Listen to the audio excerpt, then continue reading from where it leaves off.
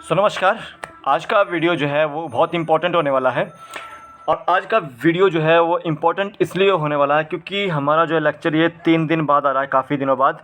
इससे पहले हम जैसे नीट वगैरह की बात करे थे, नोटिफिकेशंस की बात करे थे, सीटेट वगैरह की बात करते या टेट के सर्टिफिकेशन के बारे में बात करे थे। तो अगर आपने वो नहीं देखी वीडियोस तो आप देखिएगा, ठीक है। मैंने आपको वहाँ पर बताया है नीट के बारे में कि पेपर कैसे होगा, वहाँ कब होगा, ठीक है। सीटेट के बारे में बताया है कुछ ना कुछ, तो नोटिफिकेशन जो आने वाली है इनकी, तो उनके बारे में बताया है, ठीक है। तो मॉर्फोलॉजी ऑफ फ्लावरिंग प्लांट्स से रिलेटेड जो है हम यहाँ पर वीडियोस कर रहे हैं। और ये हमारा 49वां लेक्चर है। और आपने अगर इसके पुराने लेक्चर्स नहीं देखे हैं 48 लेक्चर, तो आप आई बटन में यहाँ पर ऊपर जो है वो देखिएगा, आपको मिल जाएंगे, ठीक है। टॉप 10 क्वेश्चंस होंगे और यहाँ पर आपको इन्फ्लोरेसेंस से जो है वो क्वेश्चंस आपको देखने को मिलेंगे। और साथ साथ जो है फ्लावर से जो है वो आपको यहाँ पर क्वेश्चन जो है वो देखने को मिल सकते हैं, ठीक है।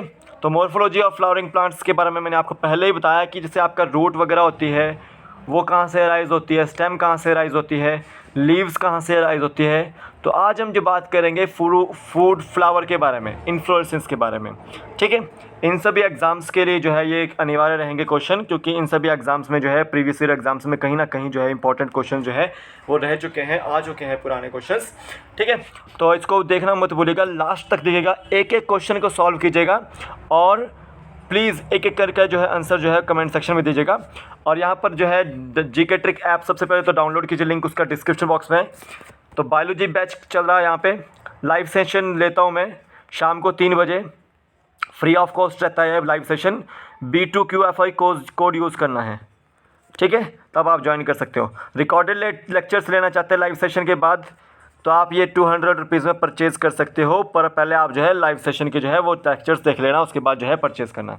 साथ साथ व्हाट्सएप का लिंक दिया है, गर्ल्स के लिए अलग, बॉयज़ के लिए अलग। वहाँ पर आपको जो नोटिफिकेशंस होती है वो मैं पहुँचा देता हूँ आपको माध्यम से अपने। HP टेट TST आर्ट्स के नोट्स जो HPG के वगैरह आती है ना कमीशन वगैरह में, वो यहाँ पर मिल जाएंगे आपको, हिमाचल वगैरह की या फिर हिस्ट्री वगैरह, ज्योग्राफी, पॉलिटिकल साइंस। सीटेट की तैयारी कर रहे हैं तो सीटेट के नोट्स भी आपको अवेलेबल हो जाएंगे यहाँ पे जीके ट्रिक ऐप के अंदर। और ये टेट मेडिकल और TST मेडिकल के क्वेश्चन पेपर भी आपको यहाँ पर अवेलेबल हो जाएंगे, तो आप ये परचेज़ कर सकते हैं। अब चलता हूँ मैं वीडियो की ओर। तो देखिए फर्स्ट क्वेश्चन है, tendrils for climbing as in P are the modifications of. जो P में आपका जो टेंड्रिल्स होता है उनका काम क्या होता है, वो क्लाइंबिंग करने का काम होता है। वो किस चीज़ की मॉडिफिकेशन है, तो आपको याद रखना है कि जो आपके टेंड्रिल्स हैं वो आपकी लीव्स की मॉडिफिकेशन होती है P के अंदर, ठीक है। और ये परफॉर्म क्या फंक्शंस करती है, टेंड्रिल्स सपोर्ट करने का जो है ये फंक्शन को परफॉर्म करती है, ये आपको याद रखना है। और जितनी भी टेंड्रिल्स होती है वो एक तरह से फोटोसिंथेटिक नेचर की जो है वो देखने को मिलती है, और लीव्स भी जो है आपकी फोटोसिंथेटिक नेचर की होती है, ठीक है। ये आपको याद रखना, तो बी ऑप्शन इसका राइट आंसर है। नेक्स्ट क्वेश्चन है, विच of the following type of leaves helps in protection. इनमें से कौन सी जो लीव्स हैं वो प्रोटेक्शन करने में हेल्प करती है। सिंपल सी बात है कि जो आपकी टेंड्रिल्स होती है वो आपकी सपोर्ट में हेल्प करती है, क्लाइंब करने में हेल्प कर रही है ना, वो सपोर्ट में हेल्प कर रही है। अब देखिए जो फ्लैशी लीव्स हैं ये आपकी स्टोरेज फूड मटेरियल में वो हेल्प कर रही हैं। जैसे आपने सुना होगा अनियन की जो लीव्स होती हैं या गार्लिक की जो लीव्स होती हैं वो आपकी क्या करती है, वो स्टोर करती है फूड को। तो ए और बी ऑप्शन इसका बिल्कुल गलत है, ठीक है। डी ऑप्शन भी इसका गलत होगा। स्पाइंस जो है वो आपकी प्रोटेक्शन करती है, और ये भी क्या है, स्पाइंस आपकी वो अभी आपके लीव्स की मॉडिफिकेशन रहती है, एज इन केस कैक्टस, ये आपको याद रखना है। तो यहाँ पे सी ऑप्शन इसका राइट आंसर है। नेक्स्ट क्वेश्चन देते हैं, which of the following part of plant changes from shoot apical meristem to floral meristem. अब देखिए इनमें से कौन सा पार्ट है प्लांट का वो शूट एपिकल मेरिस्टम से रूट फ्लोरल मेरिस्टम में जो है वो कन्वर्ट होता है। तो देखिए शूट एपिकल मेरिस्टम से कौन अराइज होता है, ओरिजिनेट होता है, लीव्स होती है। कौन होती है, लीव्स होती है। और जब शूट एपिकल मेरिस्टम जो है वो फ्लोरल मेरिस्टम में कन्वर्ट होगा तो वो आपका क्या हो गए, वहाँ क्या बनेंगे, वहाँ पे वो फ्लावर बनेंगे। क्या बनेंगे, फ्लावर बनेंगे, ठीक है। ये आपको याद रखना, तो डी ऑप्शन इसका राइट आंसर है। नेक्स्ट हो जाते हैं, the arrangement of flowers on floral axis is called as. देखो फ्लावर्स की जो है फ्लोरल एक्सिस पर जो है अरेंजमेंट को क्या बोलेंगे हम, तो समझते हैं कि उसको क्या बोलेंगे, वो बोलेंगे हम इन्फ्लोरेसेंस बोलेंगे। कि मान लो ये आपकी फ्लोरल एक्सिस है, इसके ऊपर फ्लावर्स किस तरह से अरेंज है, ये आपके फ्लावर्स इस तरह से अरेंज हो रहे हैं, तो उसको क्या बोलते हैं आप, वो आपके इन्फ्लोरेसेंस होती है। सी ऑप्शन इसका राइट आंसर है कि अरेंजमेंट क्या है फ्लावर्स की फ्लोरल एक्सिस पे। सी ऑप्शन इसका राइट आंसर है। तो देखो दो तरह की इन्फ्लोरेसेंस होती है, एक होती है रेसिमोस और एक होती है साइमोस कंडीशन। ठीक है, ये आपको याद रखना है। अब देखिए वेनिशन क्या होती है। वेनिशन में आपको याद रखना है कि जो विंग्स और विनलेट्स का अरेंजमेंट होता है, जो आपके लीव्स के अंदर विंग्स और विनलेट्स होते हैं ना, उनका अरेंजमेंट होता है, वो होता है वेनिशन। अब इसमें भी आपकी दो तरह की वेनिशन देखने को मिलती है। कौन कौन सी? एक होती है रेटिकुलेट और एक होती है पैरेलल वेनिशन। जो रेटिकुलेट वेनिशन होती है उसमें आपको जो नेटवर्क होता है लीव्स का, वो अल्टरनेट मैनर में देखने को मिलता है। ठीक है, ये आपको याद रखना है। जितने भी आपके जो डाइकोट्स होते हैं वहाँ पर आपको रेटिकुलेट वेनिशन देखने को मिलती है। और जो पैरेलल होते हैं उसमें विंग्स आपको और विनलेट्स आपको पैरेलल देखने को मिलेगी, और जितने भी आपके मोनोकोट्स होते हैं वहाँ पर आपको पैरेलल वेनिशन देखने को मिलती है। अब फाइलोटैक्सी में याद रखना है कि फाइलोटैक्सी में आपको याद रखना है कि ये क्या होता है कि जो अरेंजमेंट होता है लीव्स का स्टेम के ऊपर, जो अरेंजमेंट होता है लीव्स का स्टेम के ऊपर, वो आपका फाइलोटैक्सी होता है। अब ये भी तीन तरह की है, एक अल्टरनेट होती है और एक होती है अपोजिट और एक होती है आपकी वोल्ड। इनके बारे में मैंने आपको बताया है, तो आप पहले वाली वीडियोस देख लीजिएगा। एग्जांपल के तौर पर मैं अल्टरनेट में बताता हूँ कि अल्टरनेट में आपको देखने को मिलेगी चाइना रोज़, मस्टर्ड, सनफ्लावर वगैरह। और अपोजिट में आपको देखने को मिलेगी, अपोजिट कहाँ पे देखने को मिलेगी? कैलोट्रोपिस और गवावा में।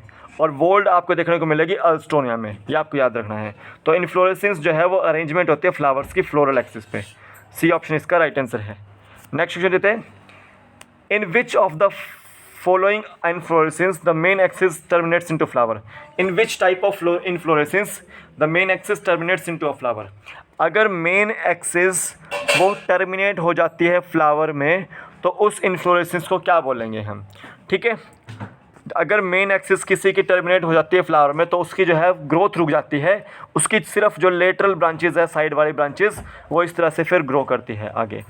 ठीक है, तो जिसकी मेन जो ब्रांच होती है, मेन एक्सिस, वो टर्मिनेट हो जाती है फ्लावर के थ्रू, उस इन्फ्लोरेसेंस को क्या बोलेंगे? साइमोस कंडीशन बोलेंगे। बी ऑप्शन इसका राइट आंसर है।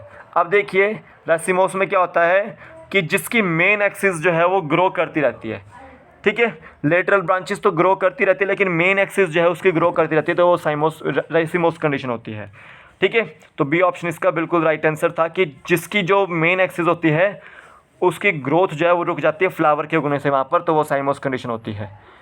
नेक्स्ट क्वेश्चन देते हैं, which of the following are accessory organs of flower? देखो आपके चार ऑर्गन्स बताता हूँ मैं आपको फ्लावर के। एक होता है कैलिक्स, और एक होता है कोरोला, एक होता है गाइनोशियम, और एक होता है एंड्रोशियम। कैलिक्स आपका सेपल्स को बोलते हैं, जो कि आपका ग्रीन कलर का पिगमेंट, ग्रीन कलर का होता है। कोरोला आपका पेटल्स को बोलते हैं, जो कि आपका कलर्ड होता है।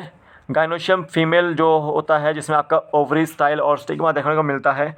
और एंड्रोशियम जो है आपका मेल वाला, जिसमें आपको फिलामेंट और एंथर्स देखने को मिलते हैं। ठीक है, तो कैलिक्स और कोरोला जो है ये एक्सेसरी ऑर्गन्स है। क्या है? Accessory organs. और जो गाइनोशियम और एंड्रोशियम है ये आपके क्या है? रिप्रोडक्टिव ऑर्गन्स है। क्या है? Reproductive organs. तो इनमें से कौन सा एक्सेसरी ऑर्गन है? कैलिक्स है। बी ऑप्शन इसका राइट आंसर है। एंड्रोशियम और गाइनोशियम आपका रिप्रोडक्टिव ऑर्गन है। और पेरिंथ क्या है? देखो यहाँ पर कुछ जैसे फ्लावर्स होते हैं जनरली, जो लिली होता है ना, लिली, वहाँ पर आपको पेरिंथ देखने को मिलता है। यानी कि कैलिक्स और कोरोला जो है वहाँ पर अपने आप को शो नहीं कर पाते अच्छे से, तो वो आपके किस में टर्मिनेट हो जाते हैं? वो आपकी पेरिंथ में टर्मिनेट हो जाते हैं। तो आपका वो लिली जो है वो पेरिंथ वहाँ पर देखने को मिलता है। नेक्स्ट क्वेश्चन देते हैं, hermaphrodite condition is. Hermaphrodite condition क्या होती है? तो यहाँ पर देखिए जो बाइसेक्सुअल कंडीशन होती है वही हर्माफ्रोडाइट कंडीशन होती है। सिंपल सी बात है कि अगर एक फ्लावर पे बोथ एंड्रोशियम और गाइनोशियम प्रेजेंट होगा तो आपका वो हर्माफ्रोडाइट कंडीशन होती है।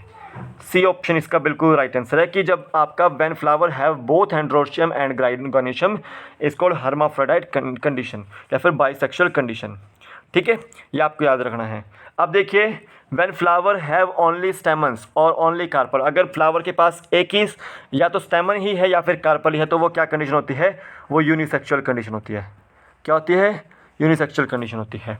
ठीक है, अब देखिए अगर किसी फ्लावर के पास रेडियल सिमेट्री है इस तरह से, ठीक है, जो उसके सेंटर को आप किसी भी हाफ से काट सकते हो, ठीक है, सर्कुलर स्फेरिकल जो है जिसका जो है गाइनोशियम वगैरह होगा, तो आपकी रेडियल सिमेट्री होगी। तो जहाँ भी रेडियल सिमेट्री होती है फ्लावर्स की वो एक्टिनोमॉर्फिक फ्लावर्स होते हैं। ठीक है, ये आपको याद रखना है। तो एक्टिनोमॉर्फिक फ्लावर्स में जैसे मस्टर्ड वगैरह, धतूरा वगैरह या चिल्ली वगैरह आता है, आपके एक्टिनोमॉर्फिक होते हैं।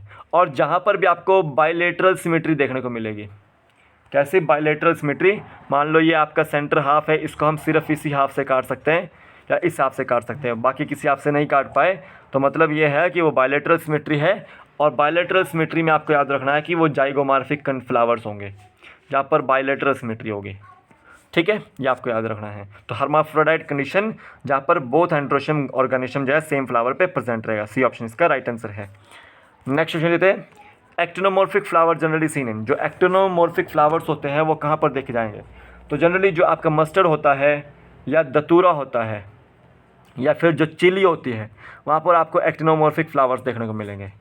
ठीक है, तो डी ऑप्शन इसका राइट आंसर है। बाकी गुलमोहर, पी और बीन जो है ये आपके जाइगोमॉर्फिक होते हैं, जाइगोमॉर्फिक होते हैं। क्या होते हैं? जाइगोमॉर्फिक।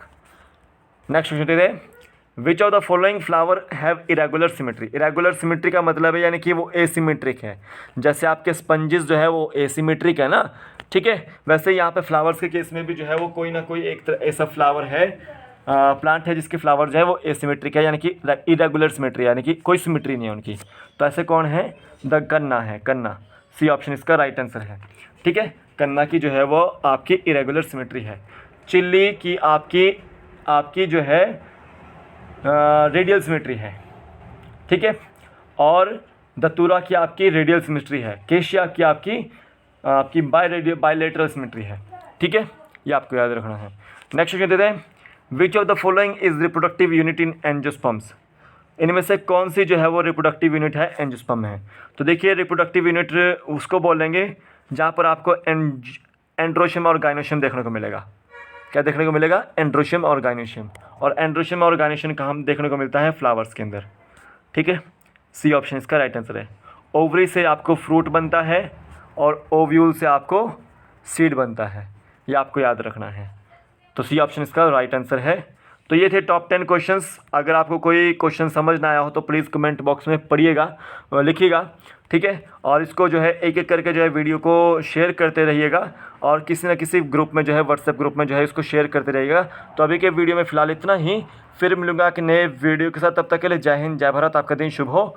नीट का एग्ज़ाम आ रहा है तो उसके लिए प्रिपेयर करते रहिए, या कोई भी टीचिंग एग्ज़ाम आ रहे हैं उसके लिए प्रिपेयर करते रहिए और मेरी वीडियोज़ को जो है वो देखते रहिए रोज़ाना। जय हिंद।